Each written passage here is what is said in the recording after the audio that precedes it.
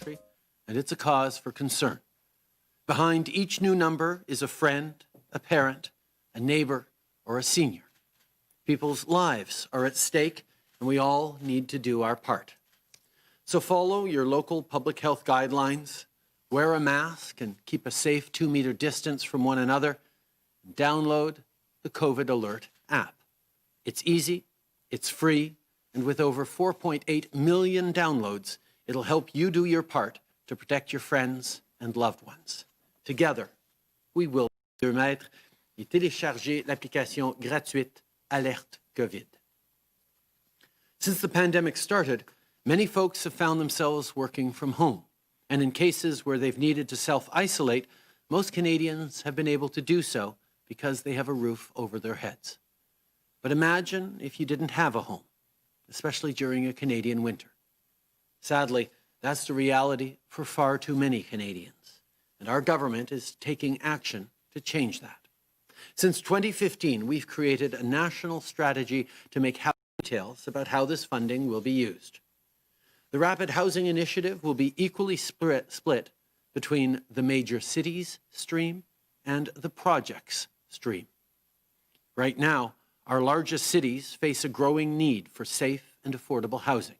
We're investing $500 million for immediate support to build long-term housing for municipalities that have the highest demand. We've also opened up applications for the second half of funding through the projects stream. Today's announcement is part of our commitment. Canada is now in the second wave of this pandemic. That comes with new challenges for small business owners, and as I told the Canadian Chamber of Commerce yesterday, we're stepping up to help, as we have since day one. Earlier this month, we announced that we would strengthen the programs that have been a lifeline for small businesses by introducing an extended wage subsidy, which covers up to 65% of eligible wages. Business owners like Steve and Cami of Steve's Poke Bar in BC will be able to keep their employees on the payroll. For support on rent, the new Canada Emergency Rent Subsidy will go directly to businesses, not to landlords. And those who have to close temporarily because of a local public health order will be eligible for an additional 25% support. That brings the total of 90% of rent covered for the hardest hit businesses. And to help cover other costs, we've expanded the eligibility for the Canada Emergency Business Account while increasing the total amount to $60,000.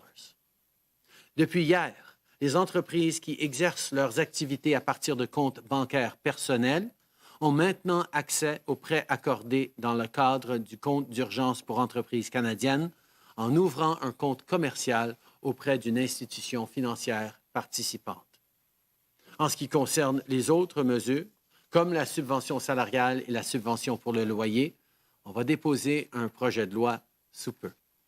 J'espère que tous les députés de la Chambre des communes se joindront à nous pour adopter cette mesure d'aide cruciale pour les entreprises canadiennes. I'd like to end this morning by taking a moment to recognize all of the women and men across the country who keep Canadians fed. Our government is here to support them just like we have been since the start of the pandemic. Today, Minister Bibeau will outline how people in BC can apply for the Emergency On-Farm Support Fund. People in other provinces will also be able to apply soon. Le Fonds d'urgence pour les mesures de soutien à la ferme de 35 millions de dollars est déployé province par province pour aider les exploitants agricoles et assurer la santé et la sécurité des travailleurs agricoles d'ensemble du pays. La ministre Bibeau va en parler plus longuement plus tard aujourd'hui. Mais on va continuer de faire notre part afin de soutenir les gens qui travaillent fort pour nous permettre de nourrir nos familles. Merci beaucoup. Je cède maintenant la parole au ministre Hussein.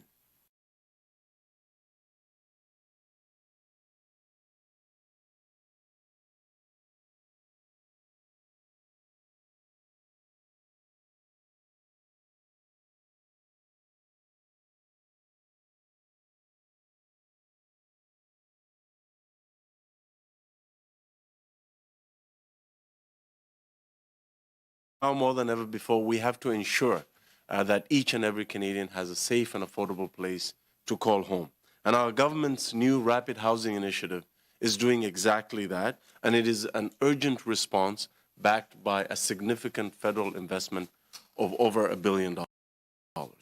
Our team at the Canada Mortgage and Housing Corporation is ready to get funding out the door very quickly through two separate streams as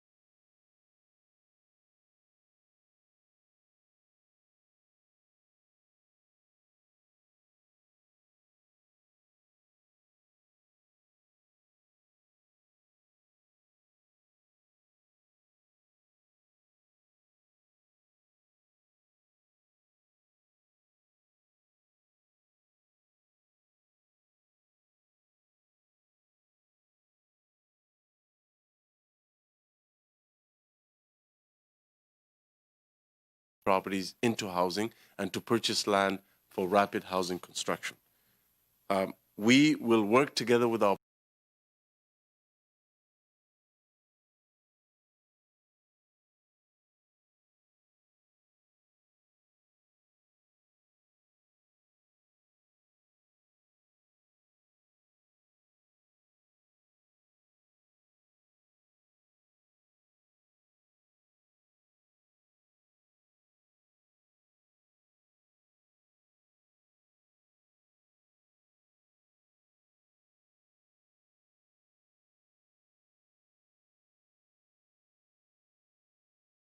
Based on the latest national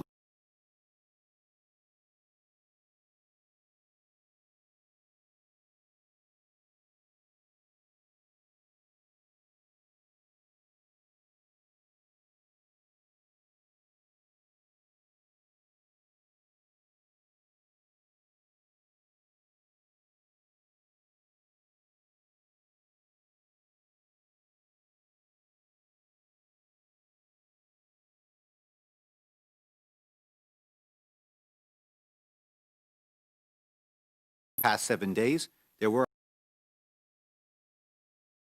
on average almost 1,070 individuals with COVID-19 being treated in Canadian hospitals, including 224 in critical care, and an average of 28 deaths were reported each day. Il y a eu 220 213 cas de COVID-19 au Canada, dont 9 973 décès. À l'échelle nationale, il y a près de 26 000 cas actifs. Selon les derniers chiffres à l'échelle nationale, des laboratoires de partout au Canada ont analysé les tests de dépistage de plus de 75 000 personnes en moyenne quotidiennement, dont un peu plus de 3 % ont reçu un résultat positif. Hier, 4 109 cas au total ont été signalés au pays. De ce nombre, 1 686 étaient des cas accumulés au cours de la fin de semaine et 2 027 étaient de nouveaux cas enregistrés hier, à l'exception de l'Alberta, qui n'a pas encore signalé à l'échelle nationale les cas de lundi. Cela porte le nombre de cas signalés quotidiennement à presque 2 700. Le nombre de personnes souffrant de symptômes graves augmente également. Au cours des 7 derniers jours, en moyenne, près de 1 070 personnes atteintes de la COVID-19 ont été traitées dans les hôpitaux canadiens, y compris 224 en soins intensifs et 28 décès signalés quotidiennement. Though the pandemic continues to play out differently across Canada, there are many similarities when it comes to the factors that contribute to the spread of COVID-19. During the spring wave, the virus was our biggest challenge. There were many unknowns, including which public health measures were most effective to bring the infection rate down to manageable levels. Now we have much a better understanding of how the virus behaves. Our challenge now is in adapting our behavior to not give this virus any opportunity to spread. Bien que la situation liée à la pandémie continue de se dérouler différemment dans l'ensemble du Canada, les facteurs contribuant à la propagation de la COVID-19 comportent de nombreuses similitudes. Lors de la vague printanière, le virus était notre plus grand défi.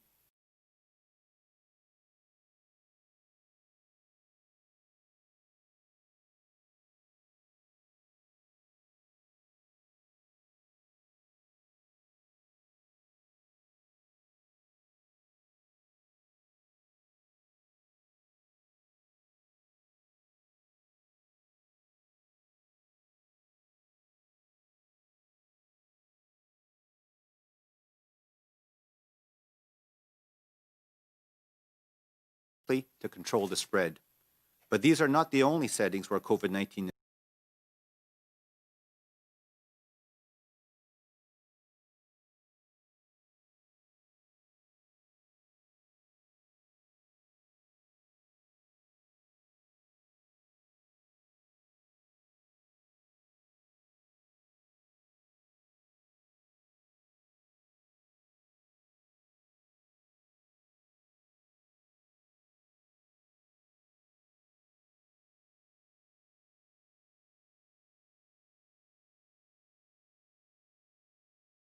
concentre à la détection de ces éclosions pour qu'elles puissent agir rapidement pour contrer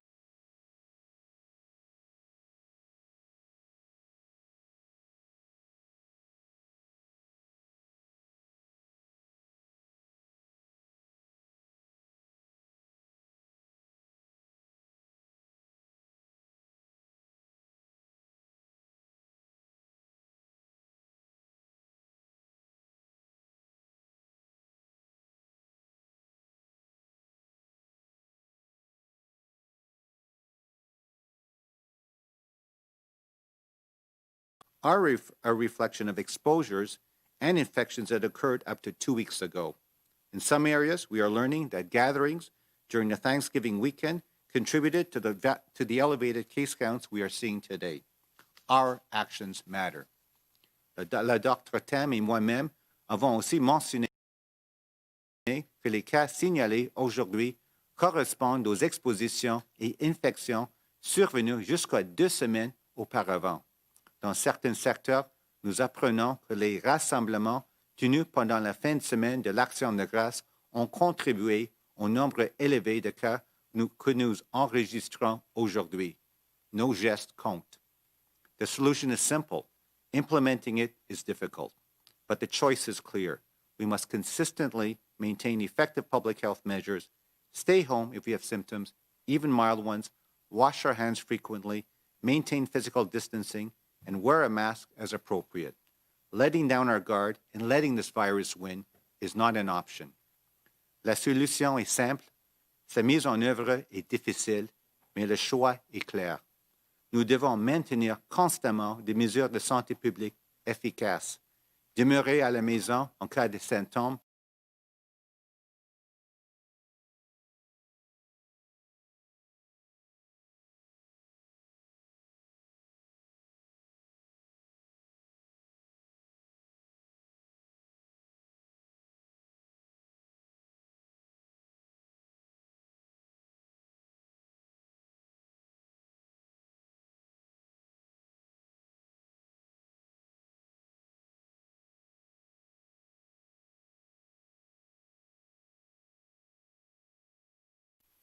Thank you. Merci. Première question, Christy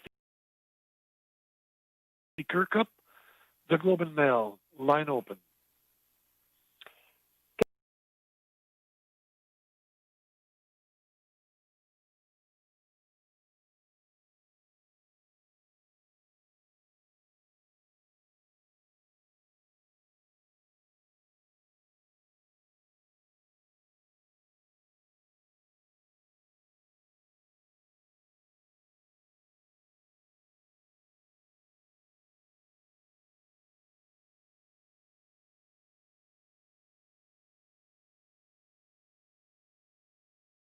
Hello, can you hear me?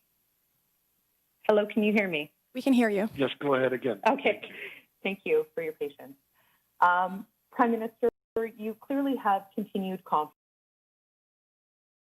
in RCMP Commissioner Brenda Lucki, but one of your own cabinet ministers disagrees with her assessment of the RCMP's response to violence faced by Mi'kmaq in Nova Scotia. What concrete evidence do you have?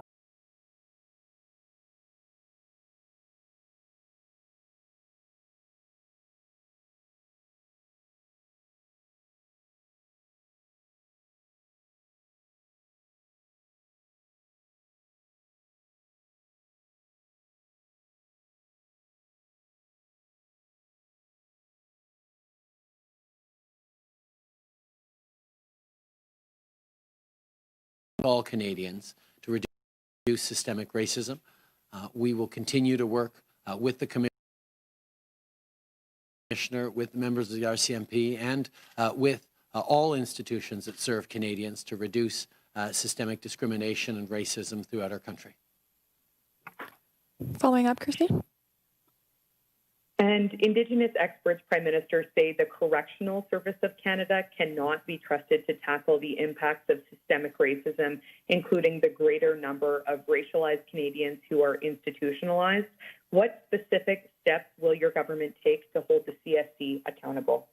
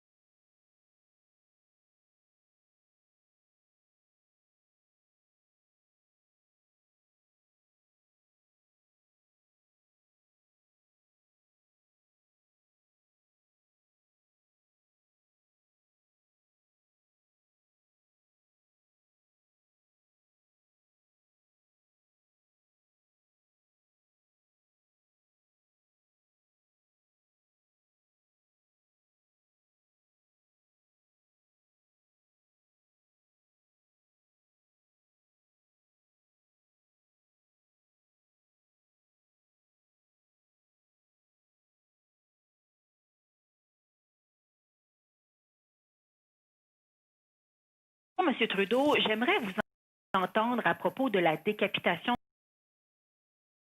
du professeur Samuel Paty en France. Pourquoi n'avez-vous pas commenté l'affaire ou au moins appelé Emmanuel Macron qui, comme vous le savez, fait en ce moment l'objet d'attaques virulentes et d'appels au boycott dans le monde musulman? J'aimerais savoir, est-ce que vous êtes solidaire de la France quand elle plaide qu'au nom de la liberté d'expression, il doit être permis de caricaturer Mahomet? D'abord, nous avons et nous allons continuer d'exprimer notre solidarité avec la France suite à cet attentat terroriste haineux.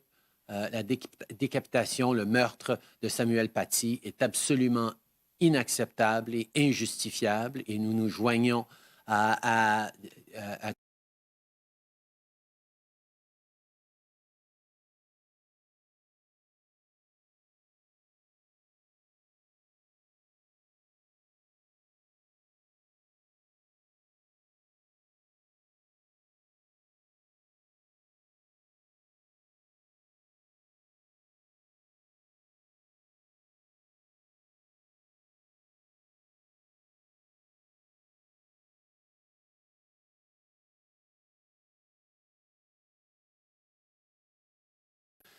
des leaders mondiaux, des leaders communautaires, des leaders de la communauté musulmane ici au Canada, pour comprendre leurs inquiétudes, leurs préoccupations, pour écouter et pour travailler pour réduire ces tensions qui, dans un moment de pandémie et d'angoisse et de tensions élevées, ne doit pas avoir d'autres tisons pour accroître les flammes.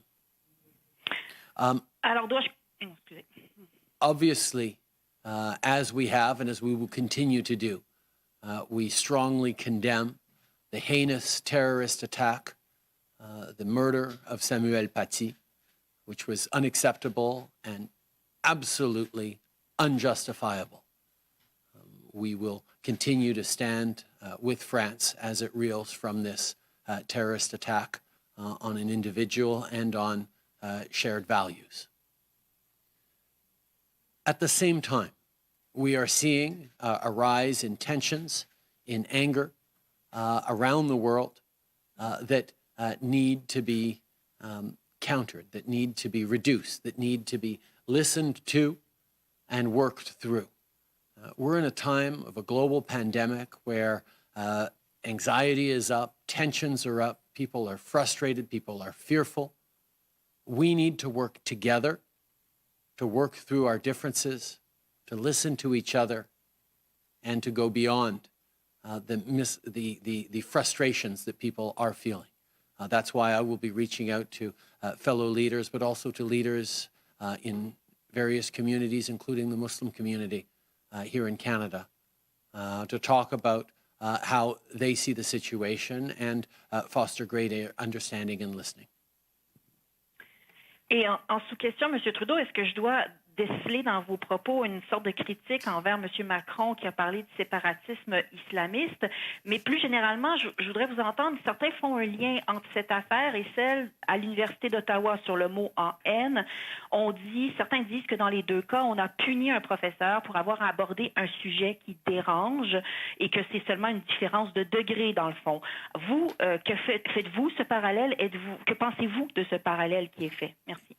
Ce qui s'est passé en France, c'était un acte de terrorisme des plus haineux. C'était inacceptable, injustifiable et je pense que c'est complètement différent de tout autre acte. Nous devons d'être solidaires et de toujours se tenir debout contre ceux qui s'attaquent non seulement aux individus, mais à notre société, à nos valeurs.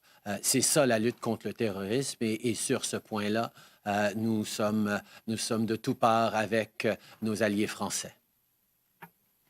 Thank you. Operator, one last question over the phone. Thank you. Merci. Prochaine question, Catherine Lévesque, la presse canadienne. À vous.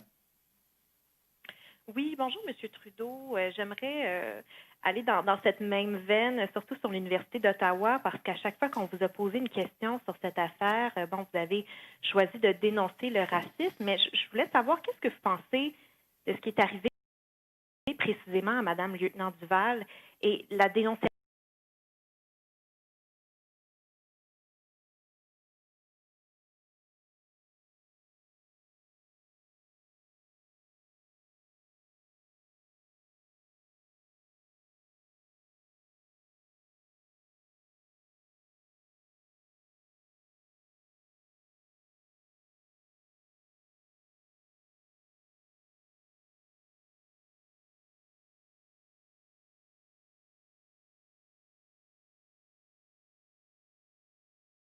de la discrimination et du racisme dans la rue, dans leur vie, dans les systèmes qu'ils rencontrent.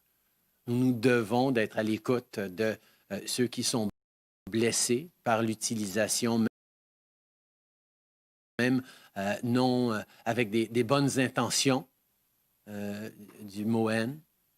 Et à ce niveau-là, je pense qu'il y a certainement des leçons à en tirer dans un milieu académique et ailleurs sur comment essayer de comprendre la réalité de vécu de bien trop de Canadiens. En suivi, Catherine? Oui, pour revenir sur l'annonce d'aujourd'hui, j'ai un peu du mal à comprendre comment 500 millions de dollars vont réellement aider les plus grandes villes du Canada.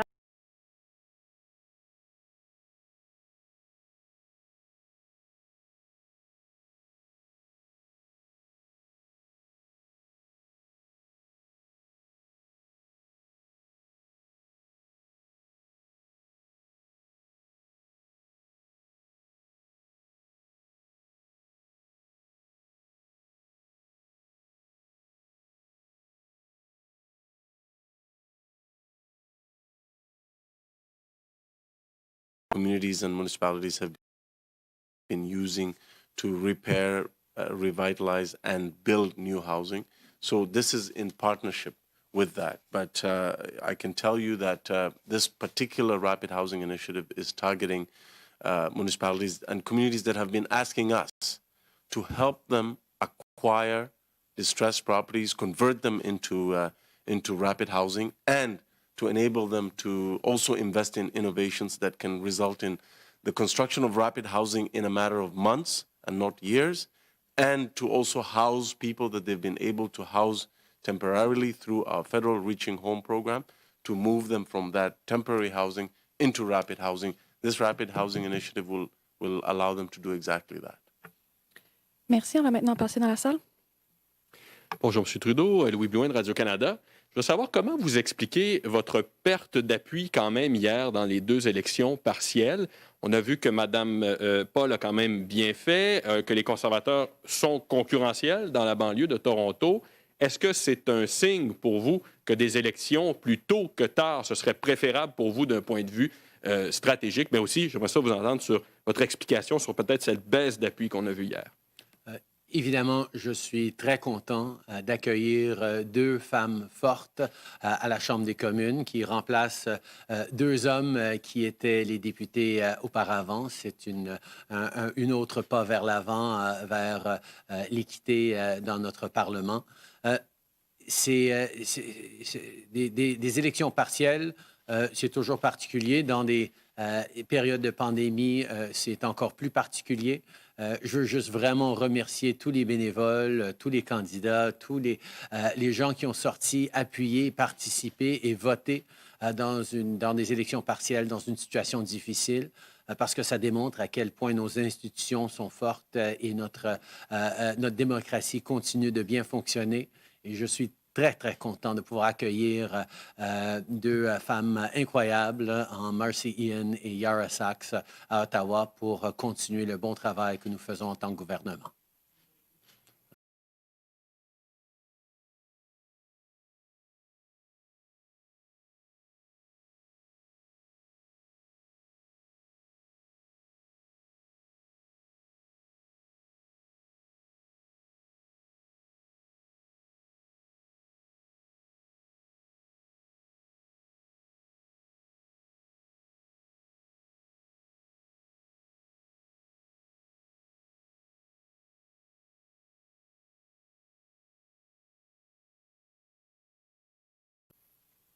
I also want to highlight that it is with tremendous pleasure that we welcome two strong women in Marcy Ian and Yara Sachs to their seats in the House of Commons to replace two seats vacated by men. So we're steadily moving towards a more gender-equal parliament.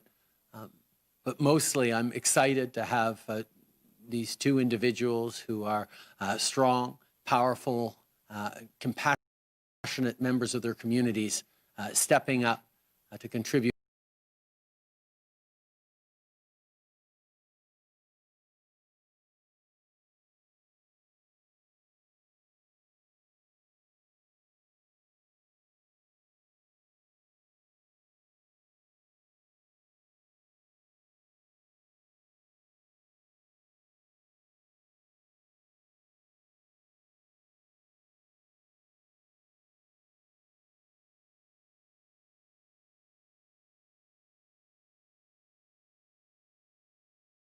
with an even darker winter on the horizon. So what responsibility do you and your government take for the COVID-19 fatigue that so many Canadians seem to be experiencing? We are in an unprecedented global pandemic that really sucks.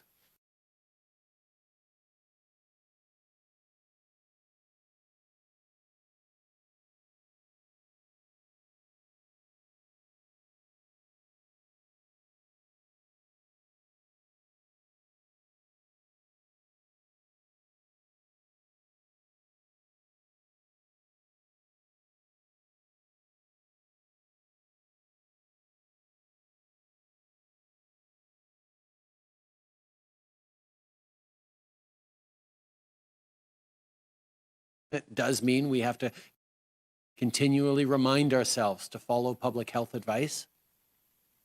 But I know Canadians can get through this together.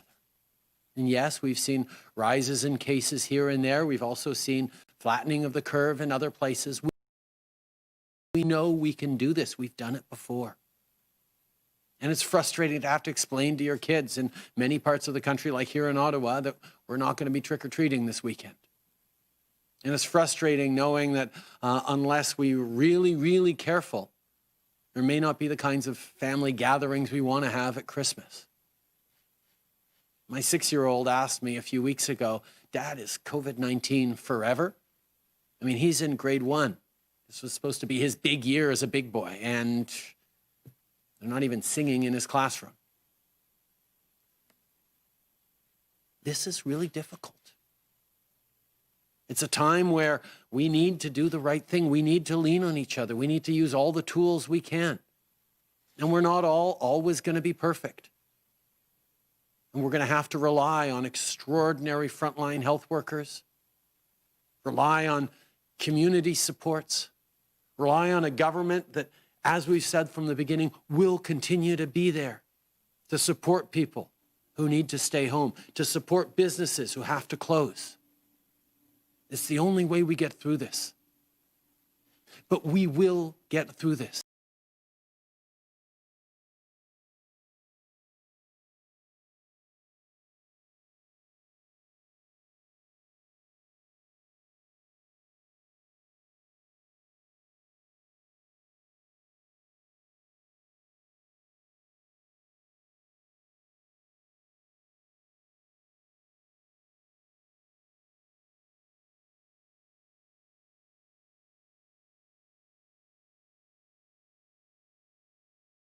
So that provinces can close where they need to.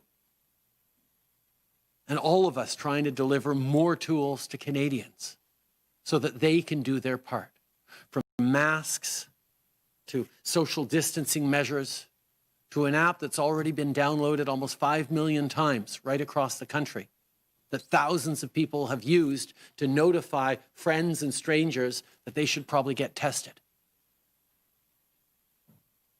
This sucks. It really, really does. But we're going to get through it by doing what Canadians always do, by pulling together, by working hard, and by knowing that better days are coming.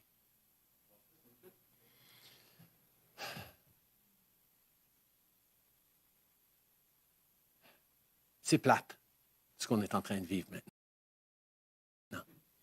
Vraiment, là, il n'y a pas aucun d'entre nous qui veut être ici dans des conférences de presse avec des masques, avec des explications sur plus de cas dans nos CHSLD, plus de cas dans nos écoles, plus de restrictions qui viennent nous brimer, nous limiter, nous embêter dans notre vie de tous les jours. Il n'y a pas personne qui voulait cette pandémie, mais nous l'avons. Et de ne pas vouloir être dedans, ça ne va pas le faire disparaître plus vite. Nous devons tous de faire notre part.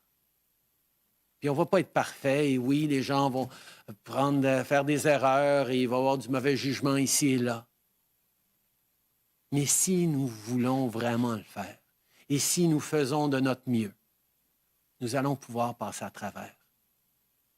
Les provinces et les territoires sont là pour amener des recommandations sur quoi fermer, quoi ne pas faire, où ne pas aller, qui devrait rester chez eux. Le gouvernement fédéral, comme on a promis depuis le début, on est là pour appuyer les gens. On est là pour appuyer les entreprises. On est là pour appuyer nos aînés, nos jeunes, nos familles.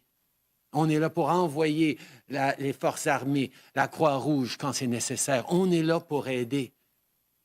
Et tout le monde va faire notre part. On a des outils de plus pour les Canadiens. Plus d'équipements de protection individuelle. On a une application gratuite qui va aider à empêcher les éclosions. Alors, téléchargez-la. On a plus en plus de compréhension, comme le Dr New a dit, sur comment on va pouvoir passer à travers. Et on va passer à travers. Dans les mois à venir, on s'attend à commencer à recevoir des vaccins. Mais l'hiver s'en vient. La saison des grippes s'en vient. Ça ne va pas être facile. Mais on va passer à travers. En prenant soin les uns des autres, en étant là les uns pour les autres, en faisant notre part.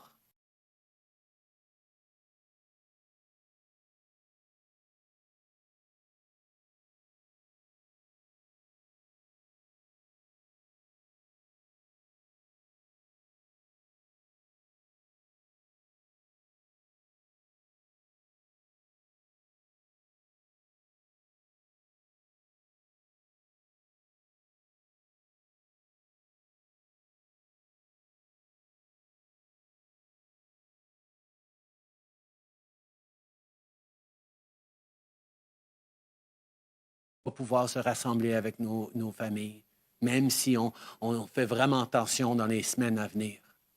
Mais peut-être. Mais on sait que le printemps s'en vient. L'été s'en vient. Et on va pouvoir travailler ensemble. On va pouvoir bâtir un Canada encore plus fort. On a pu protéger beaucoup de gens. On a pu protéger beaucoup de nos petites entreprises, de nos institutions. Et quand on aura contrôlé ce virus, on va pouvoir revenir plus fort que jamais. Mais d'ici là, nous devons endurer. Nous devons faire notre part.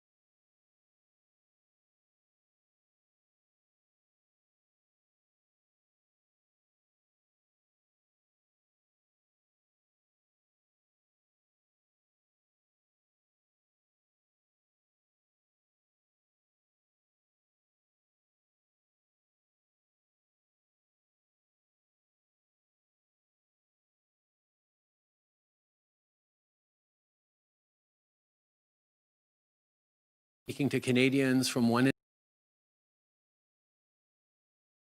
end of the country to the other. I have a responsibility as a federal leader to govern for all Canadians. And what we're seeing is situations that are very different in different parts of the country. Public health officials on the ground who know what is necessary in their community, what is needed in their community. So there is no one message we can give to everyone.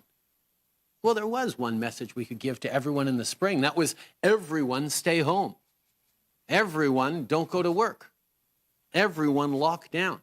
And that worked in the spring as we flattened the curve. But now in the second wave, we have a better understanding of COVID-19. We have better tools to deal with COVID-19. And we can be a little more targeted.